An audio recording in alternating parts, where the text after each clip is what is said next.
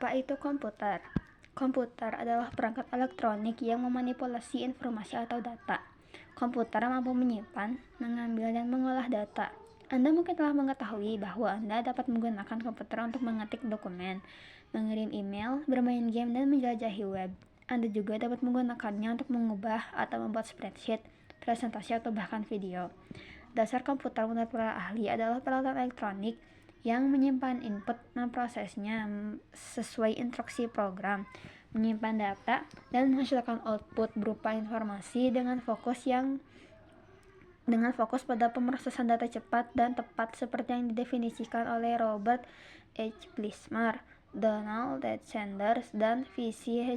Heimeser, yang menekankan kemampuan otomatisasi, aritmatika, dan logika untuk membantu pekerjaan manusia. Siapa tiga penemu komputer? Siapa tiga orang penemu komputer? Sejarah modern mencatat tiga tokoh yang ide-idenya membentuk fondasi teknologi saat ini. Charles Babbage, seorang matematikawan Inggris, merancang mesin hitung mekanik yang dikenal sebagai difference engine dan analytical engine. Ia juga dikenal sebagai bapak komputer karena merancang mesin hitung mekanik pertama di abad 19. Beberapa dekade kemudian, John Atanasoff dan asistennya menciptakan Atanasoff Berry komputer, komputer elektronik pertama yang memakai tabung vakum dan sistem biner. Penemuan ini membuka jalan bagi komputer digital yang bisa memproses data lebih cepat dan efisien. EDC menjadi tonggak penting dalam perjalanan komputer modern.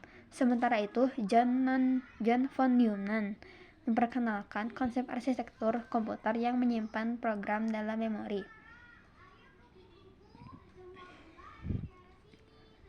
Melalui ide ini, komputer tidak lagi terbatas pada satu tugas, tapi bisa menjalankan banyak perintah secara fleksibel. Prinsip von Neumann kini menjadi dasar hampir semua komputer yang kita gunakan sehari-hari. Komponen-komponen yang ada dalam komputer dan juga fungsinya. Komputer terdiri dari beberapa komponen utama yang bekerja bersama dan untuk menjalankan beberapa fungsi tertentu. Secara umum,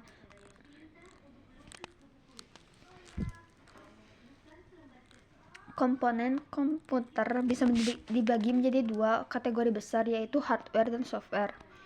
Perangkat keras hardware. Perangkat keras atau hardware merupakan komputer fisik yang bisa dilihat dan diraba. Adapun beberapa perangkat keras utama dari komputer adalah sebagai berikut. Prosesor CPU. Central Processing Unit atau CPU merupakan otak dari komputer. Tugas dari CPU ini adalah bertanggung jawab untuk memproses data serta menjalankan instruksi yang diberikan perangkat lunak serta menentukan kecepatan dan kinerja perangkat. Diproduksi oleh perusahaan seperti Intel dan AMD dengan model seperti Intel Core i5, i799 atau AMD Ryzen 579 yang menawarkan tingkat performa berbentuk berbeda untuk tugas harian hingga berat seperti gaming atau editing. Apa saja komponen CPU? CPU adalah sirkuit elektronik kompleks yang terdiri dari beberapa komponen kunci yang memproses data dan menjalankan instruksi. Komponen utama CPU diberikan di bagian berikutnya. Unit control. Unit control mengelola pemrosesan instruksi dan mengordinasikan aliran data dalam CPU, dan di antara komponen komputer lainnya, unit control memiliki komponen decoder, instruksi yang menafsirkan instruksi yang diambil dari memori dan mengubahnya menjadi operasi mikro yang dapat dijalankan CPU. Unit control mengarahkan komponen CPU lainnya untuk melakukan operasi yang diperlukan. Register. Register adalah lokasi penyimpanan memori kecil berkecepatan tinggi di dalam CPU. Register menyimpan data yang sedang dikerjakan CPU dan memfasilitasi akses cepat ke data. CPU memiliki beberapa jenis register seperti berikut.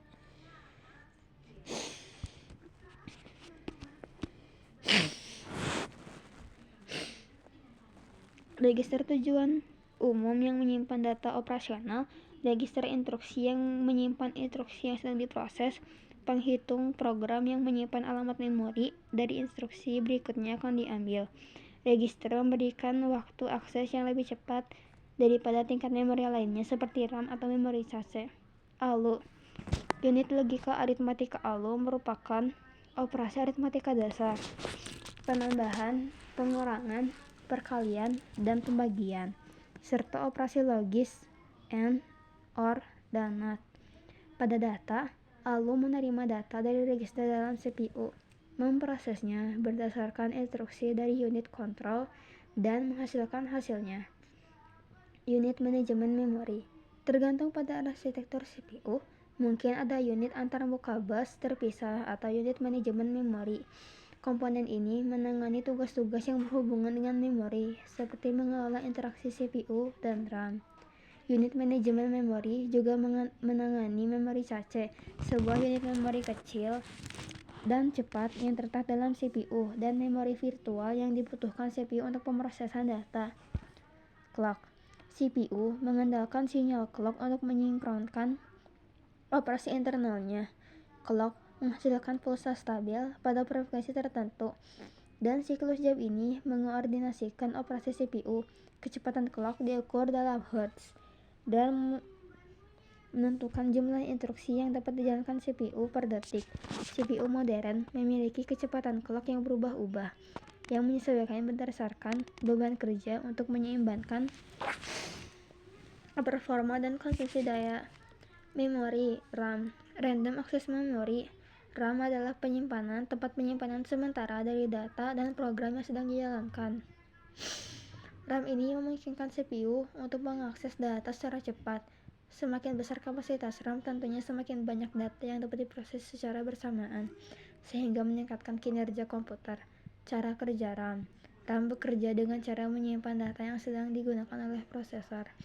Ketika membuka sebuah aplikasi, data dari RAM aplikasi tersebut akan dipindahkan dari penyimpanan permanen, hard drive atau SSD, ke RAM. Hal ini memungkinkan CPU mengakses data tersebut lebih cepat dibandingkan jika harus langsung membaca dari penyimpanan permanen. Proses kerja RAM dapat dijelaskan dalam langkah berikut. Proses mengirim permintaan. Ketika membuka aplikasi, prosesor meminta data dari penyimpanan permanen. Data disimpan di dalam RAM. Data yang diperlukan akan dimuat ke RAM, sehingga data dapat diakses dengan cepat oleh prosesor. Pemrosesan data. Prosesor menggunakan data dari RAM untuk menjalankan aplikasi. Penghapusan data. Ketika aplikasi ditutup, data di RAM akan dihapus sehingga memori dapat digunakan untuk tugas lain. Karena kecepatan aksesnya yang tinggi, RAM menjadi sangat penting untuk menjaga performa komputer tetap optimal, terutama saat menjalankan banyak aplikasi sekaligus. Jenis-jenis RAM. Ada beberapa jenis RAM yang digunakan untuk perangkat komputer, masing-masing dengan karakteristik dan fungsi tertentu. DRAM atau Dynamic RAM. DRAM adalah jenis RAM yang paling banyak digunakan di komputer dan laptop. DRAM memerlukan penyegaran terus-menerus untuk mempertahankan data yang disimpannya, sehingga dinamakan dynamic. SRAM atau Static RAM adalah data RAM yang lebih cepat dan lebih mahal dibandingkan DRAM karena tidak memerlukan penyegaran data secara berkala. Jenis ini digunakan untuk cache prosesor. Nomor 3, SDRAM, Synchronous DRAM. SDRAM adalah versi yang lebih cepat dari DRAM karena bekerja secara sinkron dengan clock prosesor, memungkinkan transfer data yang lebih efisien. DDR-RAM, Double Data Rate RAM.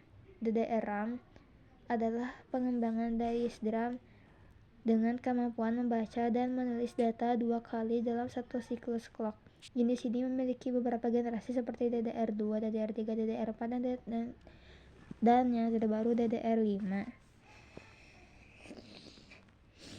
Dengan peningkatan kecepatan dan efisiensi di setiap generasinya. VRAM, Video RAM. VRAM dirancang khusus untuk menyimpan data grafis yang akan ditampilkan di layar. Jenis ini banyak digunakan pada kartu grafis untuk gaming dan atau aplikasi desain. LPDDR, Low Power DDR. LPDDR adalah versi RAM hemat energi yang digunakan pada perangkat portable seperti smartphone dan tablet. Penyimpanan dalam kurung hard drive atau SSD. Perangkat penyimpanan memiliki fungsi untuk menyimpan data secara permanen. Terdapat dua jenis utama dari perangkat penyimpanan, yaitu hard disk drive HDD dan juga solid state drive (SSD). Untuk SSD ini lebih cepat dalam mengakses data dibandingkan HDD, sehingga harganya lebih mahal. Perangkat input. Perangkat input adalah perangkat keras yang berfungsi untuk memasukkan data, instruksi, atau perintah ke dalam sistem komputer agar dapat diproses, mengubahnya menjadi sinyal digital yang dimengerti komputer, dan memungkinkan interaksi antara pengguna dan mesin. Contoh umumnya adalah keyboard, mouse, scanner, mikrofon, dan kamera. Fungsi utama perangkat input: 1. Memasukkan data, memasukkan teks, angka, gambar, atau suara, atau video. 2. Memberikan instruksi, mengarahkan kursor, mengklik, atau memberikan perintah khusus. Yang ketiga, menjembatani komunikasi, menerjemahkan tindakan fisik pengguna menjadi sinyal elektronik. Contoh perangkat input di sini ada keyboard yang berguna untuk memasukkan huruf, angka, dan simbol, mouse yang berfungsi untuk menggerakkan kursor dan melakukan klik, scanner memindai dokumen atau gambar menjadi format digital, mikrofon berguna untuk merekam suara, webcam mengambil gambar atau video, joystick berguna untuk mengontrol kita dalam game, touchpad sensor sentuh pada laptop, scanner sidik jari yang berfungsi untuk membaca data biometrik. Perangkat output.